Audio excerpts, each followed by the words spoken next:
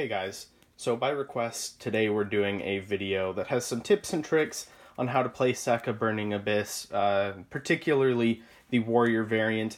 I don't know if I would call this a full-blown tutorial, but there are some helpful things in this video, especially if you're new to Burning Abyss or you haven't played it in a while. So to start, I want to kind of go over sort of a basic combo in the event that you're pretty new to Burning Abyss in its link form. We're going to go over the 2-card Beatrice combo. All it requires is Rhino Warrior, or this could be a Graph, and any Burning Abyss monster. So to start, all you have to do is normal summon your Rhino and special summon your Burning Abyss monster. You're then going to overlay for Dante. Let's try to make sure it's not too far away. You're going to want to overlay for Dante, and then detach Rhino Warrior to mill 3. You want to activate Rhino Warrior effect. Let's try to keep things orderly here. Let's see, I think I have them set aside over here. So you're going to want to send Graph with the Rhino Warrior. Graph effect activates, and you special summon Seer. You then want to link these two away for Underclock Taker. You're going to activate the effects of both Seer and Dante in the graveyard. Seer is going to summon back Dante, and Dante is going to add Seer to hand. You can then discard Seer to summon Beatrice. So that's your 2-card Beatrice combo. You're going to see it a lot, and you're going to want to do it fairly often. Like I said, you can start with either Rhino Warrior or Graph, and then any other Burning Abyss monster. The only difference with Graph is that you're just detaching it directly, as opposed to sending it to the graveyard with Fetus Rhino Warrior. For our next combo, we're going to go over kind of the Warrior combo, essentially. So we need Rhino Warrior. Any Burning Abyss monster will use Farfa again, and then you need Malicious. So we're going to start basically the same way. Normal Rhino, special Burning Abyss monster, overlay to Dante, detach, mill 3, and then Rhino Warrior effect. And we're going to, instead of sending Graph, we're going to send a different Fiend type monster, which is, if I can find it in the deck. That is always the challenge of Burning Abyss, is finding what you want to send. There it is. I'm going to send Fabled Sulcius. I also forgot to mention, so in addition to those 3 cards, you do need a 4th random card. So obviously, normally you're going to start with 5 cards, so you'd have 2 extra cards. But the reason this is relevant is because Sulcius special summons itself from the graveyard by sending 2 cards from your hand to the graveyard. So we can send those over here and summon our Fabled Sulcius.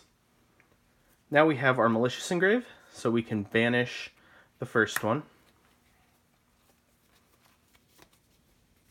Summon our second Malicious.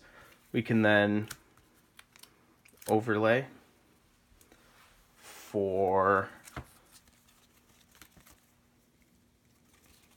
our Easeled. Easeled effect is going to activate. That allows us to add BLS. Something to keep in mind, this isn't really core to the combo, but you do get to add off Dante. So I'll just do that now. You can add back whatever you want. It's a lot of glare right there. Oh well, we'll just live with it. And then we'll activate the effect of our second Malicious in the graveyard to summon the third. We now have Easeled and 2 level 6s, so we're going to overlay these cards and make our Beatrice. Now the cool thing about this is that because we made Beatrice normally, we can immediately activate her effect and send Snow to the graveyard. So that's kind of our basic warrior combo. Phoenix Rhino Warrior, Malicious, any Burning Abyss monster, and then a 4th random card is all you need to end with this.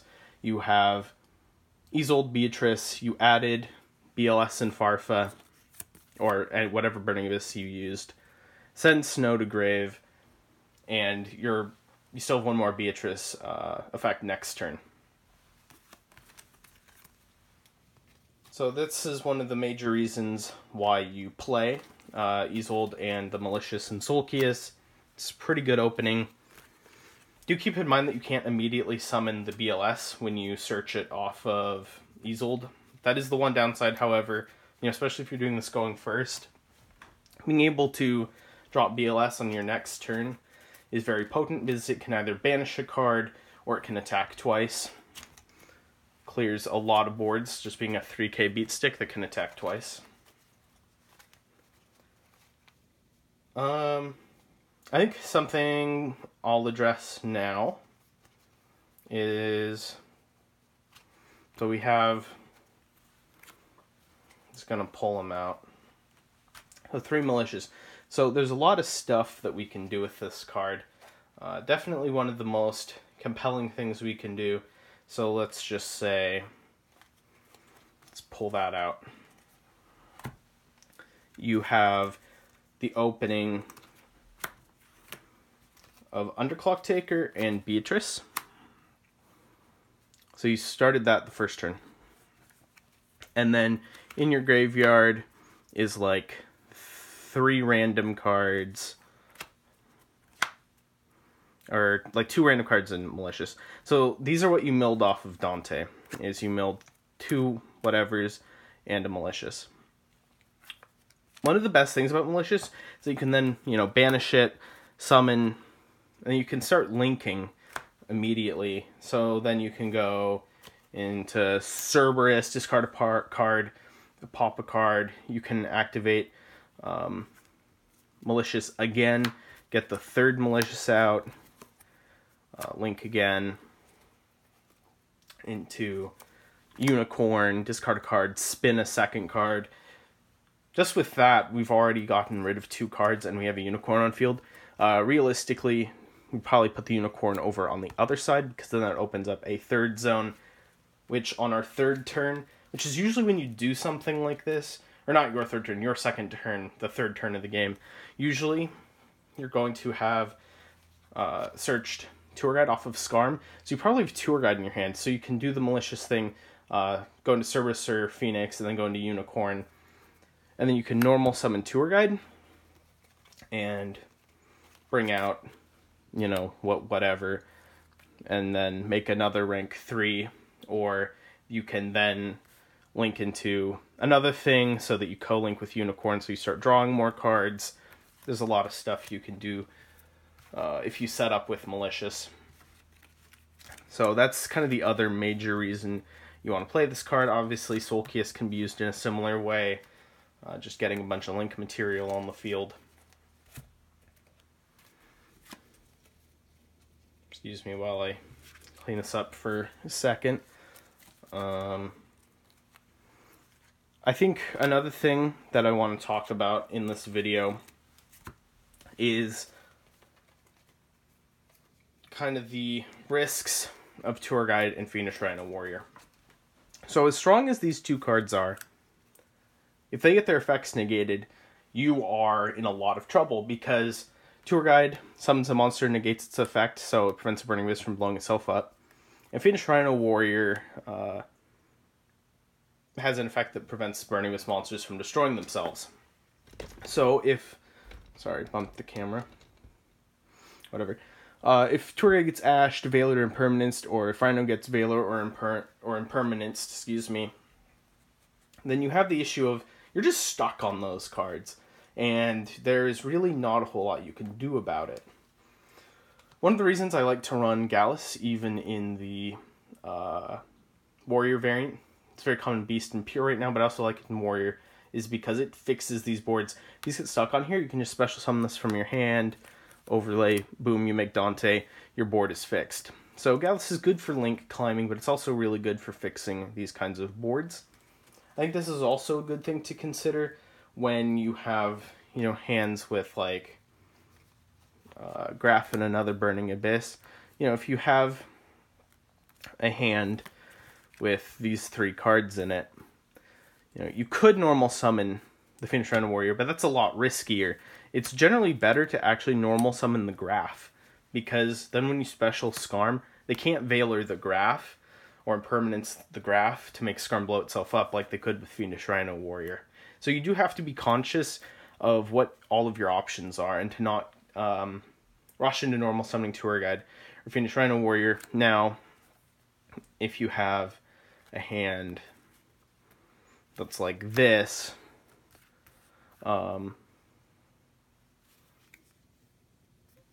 whatever. You could normal Graph, special Scarm, but that's not really what we want to do, because then you've specialed Scarm and you can't get its search effect. So it is safer to normal summon one of these, because we have the Gallus in hand. So I guess my point is, you really do have to be conscious of your options when you have cards like Fiendish Rhino Warrior and Tour Guide from the Underworld in your hand. It is very nice to normal summon them. They are very strong cards, but you do have to look at the other cards in your hand and determine whether you want to summon them this turn, or maybe you want to go for them next turn. Another option, if you don't have Gallus, is maybe you want to try for special, then normal summon. Excuse me, just gonna keep bumping it and then readjusting it. The other alternative is, especially if you're going second, maybe you don't want to go straight into Beatrice. You might try something like this to get some links on the field to clear stuff. That's always an option. I also want to talk briefly about Sekka's Light. So this is a Pot of Greed, but you do have to remember to use its second effect. So when you open cards that you don't want to open, Tour Guide's a great example. If you open Double Malicious, maybe you want to shuffle one of those away. If you open, let me find some cards. If you open Snow, you almost always want to shuffle that away. If you open Fabled Sulcius, you want to shuffle that away. Remember to use your Sekka's Light second effect to shuffle away these sorts of brick cards that you don't really want in your hand.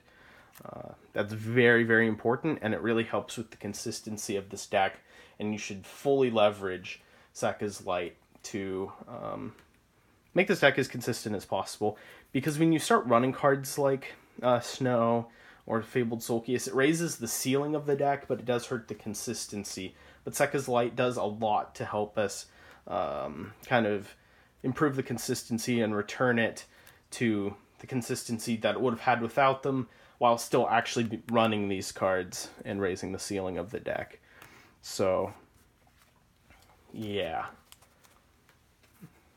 That is a mistake I see online a lot, is just not using Sekka's Light second effect, and then they end up having these really awkward brick hands, especially when I go back into replays. It's really hard to watch. Trying to think if there's anything else I really want to talk about in this video. I don't think so. If you have any questions about things I didn't mention, feel free to ask them. If you were unsure about something I did explain in this video and you want some clarification, also don't hesitate to comment. I'll be happy to answer. If you have any other requests for explanations about stuff in Burning Abyss, or there's some other decks I know, like Paleozoics and Altergeist and Ritual Beasts. If you have questions about decks like that, go ahead and ask. I can make a different video for a different deck if you want. And that's all I have for you today. So have a good rest of your day, and I will see you in my next video.